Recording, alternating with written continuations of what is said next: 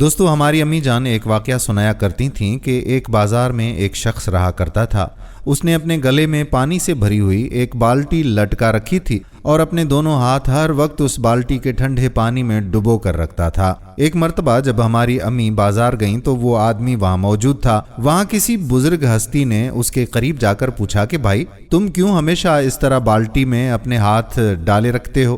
اس شخص نے انتہائی غمگین آواز میں جواب دیا کہ اگر میں تھوڑی دیر کے لیے بھی اپنے ہاتھ بالٹی سے باہر نکالوں تو مجھے ایسی شدید جلن محسوس ہوتی ہے جیسے میرے ہاتھ آگ کے شعلوں میں جل رہے ہوں۔ یہ تکلیف مجھ سے برداشت ہی نہیں ہوتی۔ جب بزرگ نے اس اذیت ناک بیماری کی وجہ پوچھی تو اس شخص نے اپنے ماضی کا وہ خوفناک راز بتایا جو اس کی بربادی کا سبب بنا۔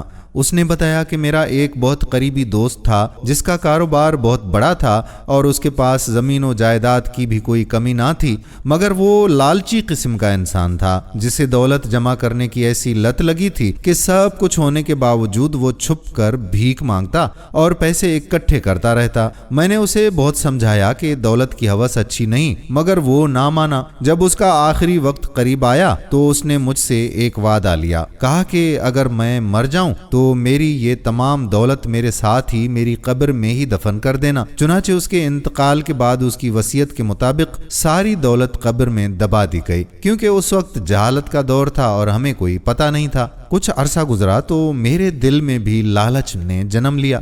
میں نے سوچا کہ اتنی دولت قبر میں مٹی ہو رہی ہے، کیوں نہ اسے نکال کر اپنی زندگی سنواری جائے۔ ایک رات میں اپنے دوست کی قبر پر پہنچا اور اسے کھودنا شروع کیا۔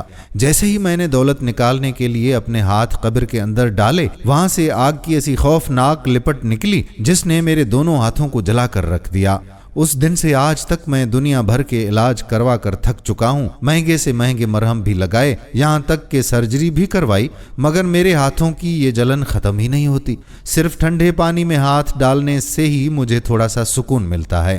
میں آج زندہ مثال بن کر لوگوں کو بتاتا ہوں کہ لالچ انسان کی نیکیوں کو کھا جاتی ہے۔ ذرا سوچئے کہ مجھ پر تو صرف قبر کی آگ کا ایک معمولی سا اثر پڑا ہے، تو میرے اس لالچی دوست کا قبر کے اندر کیا حال ہو رہا ہوگا۔